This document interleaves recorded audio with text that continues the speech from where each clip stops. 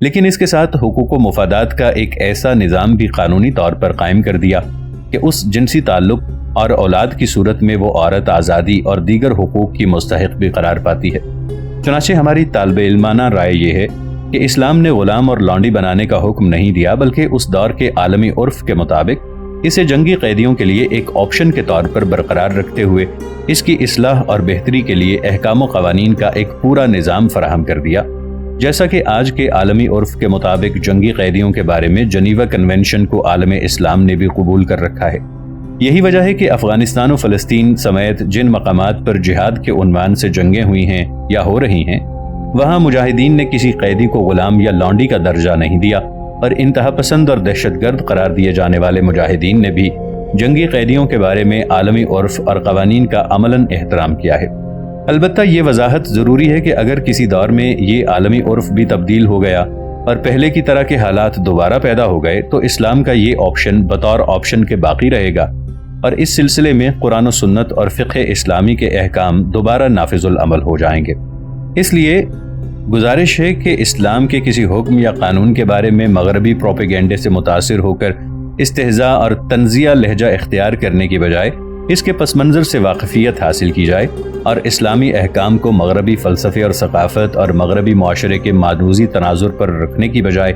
ان کے حقیقی تناظر میں دیکھنے کی کوشش کریں۔ مجھے یقین ہے کہ اگر ویسٹرن سوسائٹی کو تہذیب و ثقافت اور سویلائزیشن کا حتمی معیار تصور نہ کیا جائے اور اسلامی قوانین و احکام کو انسانی سوسائٹی کے حقیقی مسائل اور ضروریات کے حوالے سے دیکھا جائے تو قرآن و سنت کا کوئی بھی حکم ناقابل فہم نہیں ہے۔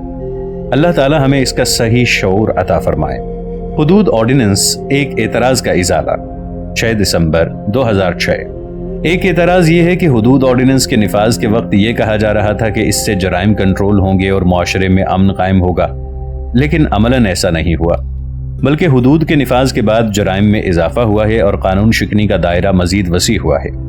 اس معروضی حقیقت سے انکار ہمارے لیے ممکن نہیں ہے، اور نہ ہی کسی باشعور شخص کو معروضی حقائق سے انکار کا راستہ اختیار کرنا چاہیے۔ اس لیے ہم یہ تسلیم کرتے ہیں کہ حدود آرڈیننس کے نفاذ کے بعد ہمارے معاشرے میں جرائم کنٹرول نہیں ہوئے بلکہ ان میں اضافہ ہوا ہے، لیکن اس کے اسباب کا بھی جائزہ لینا ضروری ہے، اس لیے کہ آج کے دور میں ہمارے سامنے یہی قوانین سعودی عرب جرائم میں کنٹرول کرنے کا ذریعہ بنے ہیں، اور یہ عام مشاہدے کی بات ہے۔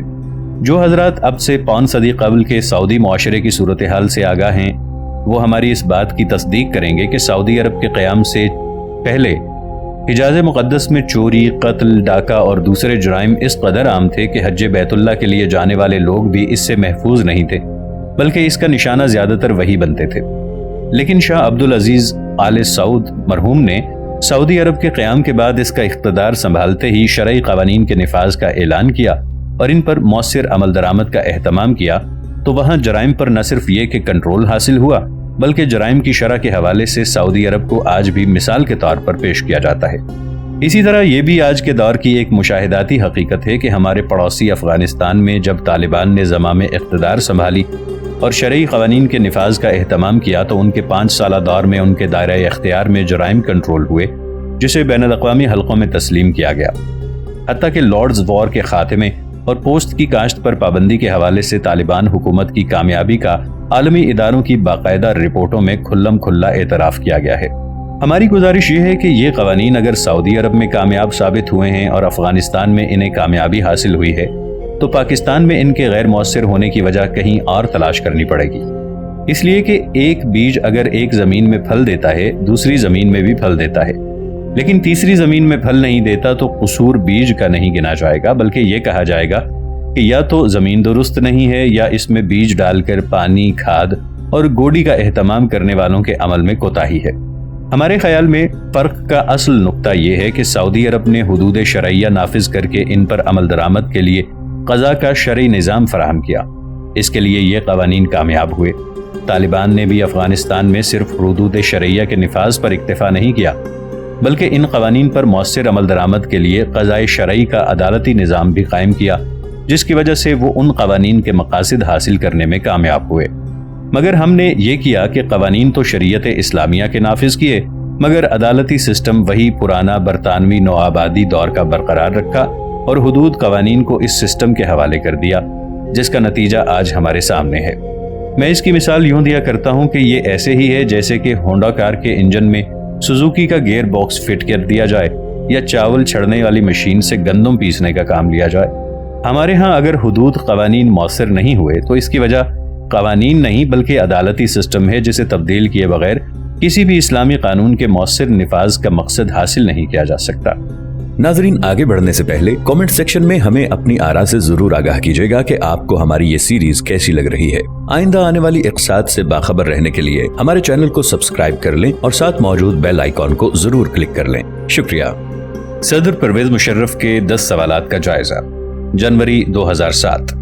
اس کے بعد صدر محترم کے خطاب کے حوالے سے پہلے مرحلے میں ان کے ان 10 سوالات پر ہم کچھ عرض کرنا چاہتے ہیں جو انہوں نے خطاب کے دوران انتہا پسندوں سے کیے ہیں، اور ایک قومی روزنامے نے انہیں صدر پرویز کے انتہا پسندوں سے 10 سوالات کے عنوان سے ترتیب وار شائع کیا ہے۔ پہلا سوال یہ ہے کہ ہزاروں پاکستانیوں کو گمراہ کر کے افغانستان میں مروانے کا ذمہ دار کون ہے؟ ہمیں صدر محترم کی اس بات سے اتفاق ہے کہ افغانستان کی سرزمین پر ہزاروں پاکستانی جاں بحق ہوئے ہیں، البتہ اس عمل کا دورانیہ ہمارے نزدیک گزشتہ 15 سال پر محیط ہے۔ پاکستانیوں کو صدر پرویز مشرف کے بقول گمراہ کر کے افغانستان لے جانے اور وہاں مروا دینے کا عمل گزشتہ 15 سال سے جاری ہے۔ یہ عمل اس وقت شروع ہوا تھا جب افغانستان میں سوویت یونین نے فوجیں اتاری تھیں اور افغان علماء اور عوام نے روسی افواج کی آمد کو اپنے ملک کی آزادی اور خود مختاری کے خلاف حملہ تصور کرتے ہوئے مزاحمت شروع کی تھی اور جہاد کا فتویٰ دے کر گوریلا کارروائیوں کا آغاز کر دیا تھا۔ اس وقت پاکستان کے دینی حلقوں نے اس جدوجہد میں افغان عوام کا ساتھ دینے کا فیصلہ کیا تھا اور ہزاروں پاکستانی وہاں جا کر اس عسکری مزاحمت میں شریک ہوتے تھے، جن میں سینکڑوں نہیں بلکہ ہزاروں نے جام شہادت بھی نوش کیا تھا۔ اس وقت پاکستان کی حکومت، فوج اور امریکہ سمیت تمام مغربی ممالک پاکستانیوں کے افغانستان جا کر روس کے خلاف لڑنے کو گمراہ کر کے افغانستان میں مروانے کا عمل نہیں سمجھتے تھے، بلکہ اسے جہاد کہا جاتا تھا۔ امریکہ اسے سپورٹ کرتا تھا، دنیا بھر کی مسلمان حکومتیں اس کی حمایت کرتی تھیں،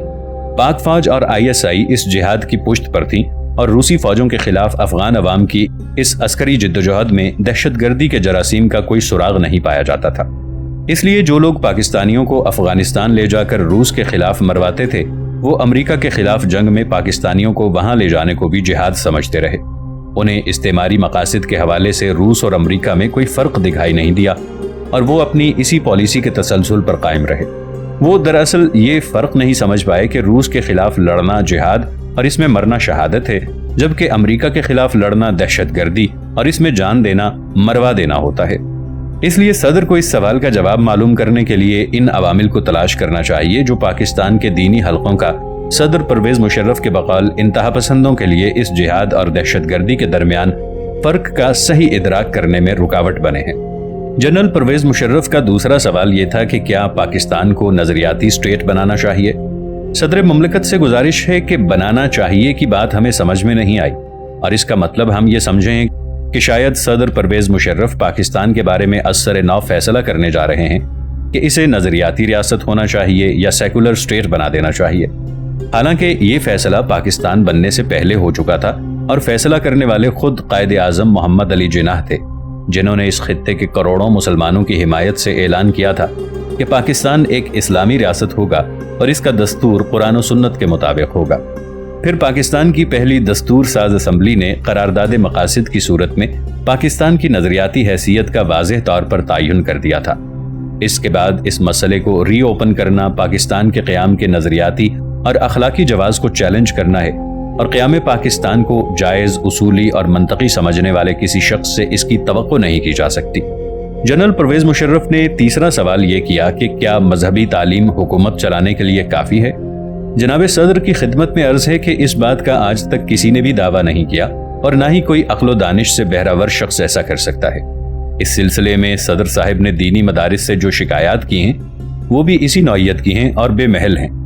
کیونکہ دینی مدارس تو صرف مساجد و مدارس کے لیے امام، قاری اور استاذ مہیا کرنے کی ذمہ داری نبھا رہے ہیں اور اس کوشش میں ہیں کہ وہ اس شعبے میں رجال کار فراہم کرنے کا کام صحیح طریقے سے جاری رکھ سکیں۔ مگر صدر صاحب کا اصرار ہے کہ ایک مسجد میں امام بننے کے لیے دینی تعلیم کے ساتھ ساتھ امام مسجد کو سائنسدان اور انجینئر بھی ہونا چاہیے، اور کسی مدرسے میں قرآن پڑھانے والے قاری کے ساتھ ساتھ اسے ڈاکٹر بھی بننا چاہیے۔ ورنہ اگر اسی سوال کو اصل تناظر میں دیکھا جائے تو وہ اس طرح بنتا ہے کہ جو کچھ ہماری یونیورسٹیوں اور کالجوں میں پڑھایا جا رہا ہے، کیا یہ تعلیم ایک اسلامی فلاحی ریاست کا نظام چلانے کے لیے کافی ہے؟ صدر محترم کا چوتھا سوال کہ کیا آپ پاکستان کو ترقی پسند اسلامک ویلفیئر اسٹیٹ بنانا چاہتے ہیں؟ جناب صدر، ہم بلا شبہ پاکستان کو ترقی پسند اسلامک ویلفیئر اسٹیٹ بنانا چاہتے ہیں، لیکن اس کے لیے پورے شرح صدر کے ساتھ یہ سمجھتے ہیں کہ پاکستان ورلڈ بینک، IMF اور مغربی حکومتوں کی پالیسیوں کی تابعداری کر کے کبھی ترقی پسند اسلامک ویلفیئر اسٹیٹ نہیں بن سکتا۔ اس کے لیے خلفائے راشدین کے طرز حکومت اور نظام حکومت کو اپنانے کی ضرورت ہے، اور صدر پرویز مشرف اس کا تجربہ کر کے دیکھ لیں۔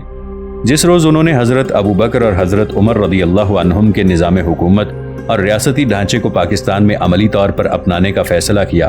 امریکی بمبار طیاروں کا رخ ان کی طرف بھی اسی طرح ہو جائے گا جس طرح اسی جرم میں ملا محمد عمر کو امریکی بمباری کا نشانہ بننا پڑا ہے۔ صدر محترم کا پانچواں اور چھٹا سوال یہ ہے کہ کیا مذہبی انتہا پسندوں نے افغانستان کی بھلائی کا سوچا ہے؟ کیا پیسے جمع کر کے افغانستان کی تعمیر نو کا سوچا ہے؟ میرے خیال میں صدر محترم کو حقائق سے اس حد تک چشم پوشی نہیں کرنی چاہیے، ورنہ دیگر سینکڑوں اداروں اور ہزاروں اصحاب خیر کے علاوہ امہ تعمیر نو اور الرشید ٹرسٹ نے افغانستان کے مفلوک الحال عوام کی امداد اور افغانستان کی تعمیر نو کے لیے جو مسلسل خدمات سر انجام دی ہیں، ان سے صدر پرویز یقیناً بے خبر نہیں ہوں گے۔ لیکن چونکہ امریکہ بہادر نے ان رفاہی اور تعمیری اداروں کو بھی دہشت گرد قرار دے دیا ہے، اس لیے ہمارے صدر محترم کو ان کی خدمات ہی سرے سے دکھائی نہیں دے رہی۔ صدر محترم کا ساتواں سوال ہے کہ کیا اسلام توڑ پھوڑ، نفرتیں پھیلانے کا کام سکھاتا ہے؟ یقیناً اسلام توڑ پھوڑ اور نفرتوں کا سبق نہیں دیتا، اور اگر کہیں اسلام کے حوالے سے ایسا ہو رہا ہے تو وہ بلا شبہ غلط ہے۔ لیکن پاکستان میں قومیتوں اور زبانوں کے عنوان سے جو نفرتیں موجود ہیں اور ان کے لیے جو قتل و قتال سالہ سال سے جاری ہے، انہیں صدر پرویز مشرف کس کھاتے میں ڈالیں گے اور ان کے بارے میں کچھ کہنا انہوں نے کیوں ضروری نہیں سمجھا؟ صدر محترم کا آٹھواں اور نواں سوال یہ تھا کہ کیا ہم حضور صلی اللہ علیہ وآلہ وسلم کی مثال بھول گئے ہیں؟ انہوں نے اپنی مثال سے اسلام پھیلایا تھا، اور کیا بزرگان دین نے جبر سے اسلام پھیلایا تھا؟ بالکل درست ہے کہ جناب نبی اکرم صلی اللہ علیہ وآلہ وسلم اور بزرگان دین نے دین پھیلانے اور اسلام کی دعوت دینے میں کبھی جبر سے کام نہیں لیا اور نہ ہی اس کی اجازت دی ہے، بلکہ اخلاقی برتری اور اصلاحی عمل کے ذریعے اسلام کی دعوت کو عام کیا ہے۔ لیکن اگر کسی مقام پر کفر و ظلم کے کسی گروہ نے مسلمانوں پر ظلم کیا ہے اور ان پر عرصۂ حیات تنگ کرنے کی کوشش کی ہے، تو وہاں جناب نبی اکرم صلی اللہ علیہ وآلہ وسلم صرف اخلاق کے ساتھ کافروں کے سامنے نہیں آئے، بلکہ تلوار ہاتھ میں لے کر ان کا مقابلہ کیا ہے، اور کافر دشمن کے ساتھ رسول اللہ صلی اللہ علیہ وآلہ وسلم اور بزرگان دین نے کبھی نرمی کا معاملہ نہیں فرمایا۔ صدر محترم کا آخری اور 10واں سوال یہ تھا کہ کیا جہالت، پسماندگی اور بھوک کے خلاف جہاد کا سوچا ہے؟ صدر جنرل پرویز مشرف سے گزارش ہے کہ وہ خود اس بات کو تسلیم کرتے ہیں کہ دینی مدارس کسی قسم کی سرکاری امداد کے بغیر لاکھوں نادار بچوں کو خوراک اور ہاسٹل کی بلا معاوضہ سہولتیں فراہم کر رہے ہیں اور انہیں مفت تعلیم بھی دے رہے ہیں، اور خود صدر کے بقول یہ کام کوئی بڑی سے بڑی NGO بھی نہیں کر سکتی،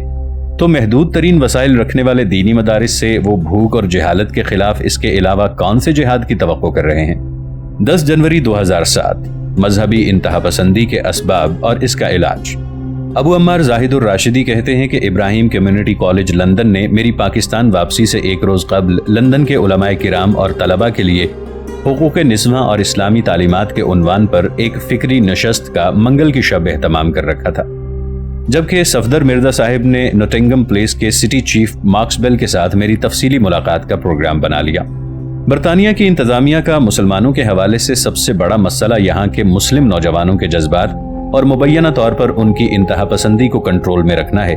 تاکہ انتظامی مسائل پیدا نہ ہوں اور اس سلسلے میں مشکلات کم ہوں۔ آج جبکہ میں یہ سطور تحریر کر رہا ہوں، میرے سامنے لندن میں شائع ہونے والا ایک اردو اخبار پڑا ہے، جس کی اہم خبر یہ ہے کہ برطانوی حکومت لوکل اتھارٹیز کو 5 ملین پاؤنڈ اس مقصد کے لیے دے رہی ہے کہ وہ نوجوان مسلمانوں کو انتہا پسندی کی طرف جانے سے روکیں۔ یہ رقم انتہا پسند مسلمان گروپوں کی نشاندہی کر کے ان پر خرچ کی جائے گی، جبکہ لوکل گورنمنٹ کے عملے سے کہا جائے گا کہ وہ دہشت گردی کے خطرے کا مقابلہ کرنے کے لیے پولیس کو معلومات فراہم کریں۔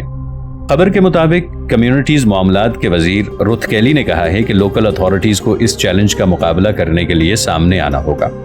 انہوں نے کہا کہ لوکل کمیونٹیز کا دلوں اور دماغوں کی جنگ جیتنے میں اہم کردار ہے اور فنڈ سے ان کی مقامی سطح کی مہارت کو فروغ ملے گا۔ نوٹنگم سٹی پولیس کے چیف کی گفتگو کا سب سے اہم نقطہ بھی یہی تھا کہ مسلمان نوجوانوں کو انتہا پسندی کی طرف جانے سے کیسے روکا جا سکتا ہے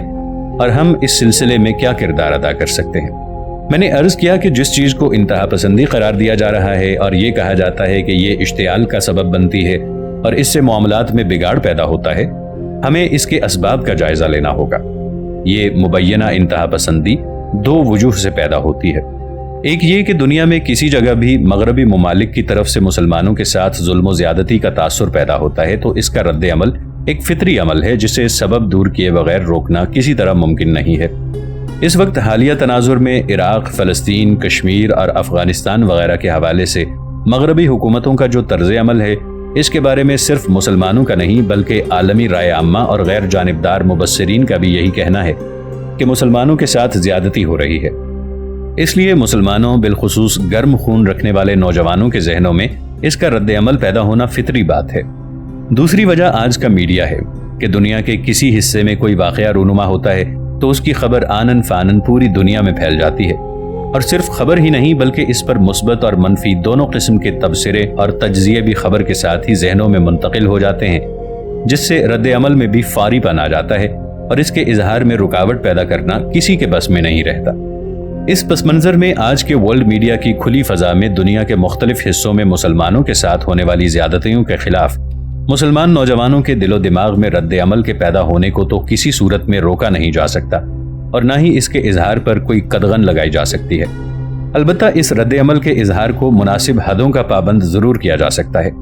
مثلاً برطانیہ میں رہنے والے مسلمان نوجوان کو ہم یہ تو نہیں کہہ سکتے کہ وہ عراق، فلسطین، کشمیر، افغانستان یا کسی اور جگہ کے مسلمانوں کی مظلومیت پر رد عمل کا شکار نہ ہوں یا اپنے رد عمل کا اظہار نہ کریں،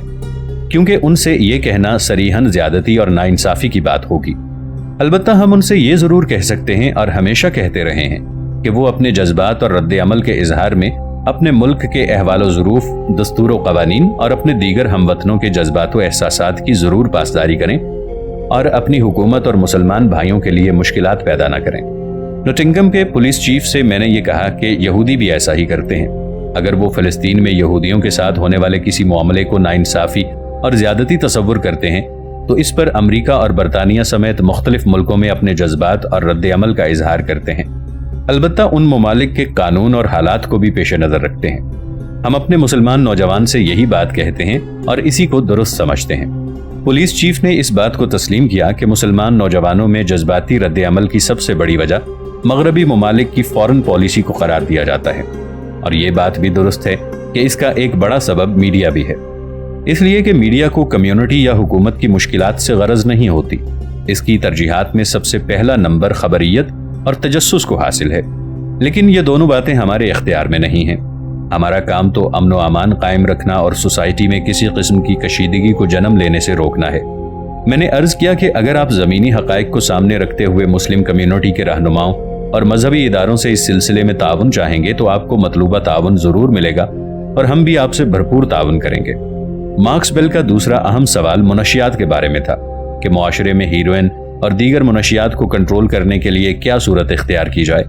میں نے گزارش کی کہ ہمارے ہاں منشیات کا دائرہ زیادہ وسیع ہے کہ ہم شراب کو بھی اسی ممنوع نشے کا ذریعہ شمار کرتے ہیں جس کو روکنے کے لیے آپ لوگ ہیروئن وغیرہ کی روک تھام کی کوشش کرتے ہیں۔ ہمارے مذہب میں ہر نشہ آور چیز خواہ وہ کسی بھی صورت میں ہو حرام ہے، اس لیے ہمارے نزدیک یہ مسئلہ زیادہ اہم ہے اور ہم اس کے لیے مذہبی تعلیمات کو بنیاد بناتے ہیں۔ اس کے ساتھ عقیدے کی قوت اور خوف خدا بھی ضروری ہے، اس کے بغیر کسی کو قانون کا پوری طرح پابند نہیں بنایا جا سکتا۔ پولیس چیف نے بتایا کہ انہوں نے اس بات کا تجربہ کیا ہے، مذہبی رہنماؤں اور چرچوں کے تعاون سے نوجوانوں میں قانون شکنی اور نشہ آور اشیاء کے استعمال کے خلاف مہم چلائی ہے جس کے بہت مفید نتائج سامنے آئے ہیں۔ میں نے مارکس بیل کو بتایا کہ چند سال قبل آپ ہی کے شہر نوٹنگم میں مولانا رضا الحق سیاکھوی، مولانا محمد عیسیٰ منصوری اور ایک آئرش نو مسلم بزرگ حاجی عبد الرحمن کے ہمراہ میں نے اس شہر کے ایک بڑے پادری صاحب سے ملاقات کی تھی اور ان سے اس مسئلے پر بات کی تھی کہ سوسائٹی میں منشیات کے استعمال، بدکاری ہم جنس پرستی اور بے حیائی کے خلاف ہم مشترکہ طور پر ان کے ساتھ مل کر محنت کرنے کے لیے تیار ہیں، کیونکہ ہمارے نزدیک ان مسائل کا حل آسمانی کتابوں اور مذہبی اخلاقیات کی طرف واپسی کے بغیر ممکن نہیں ہے۔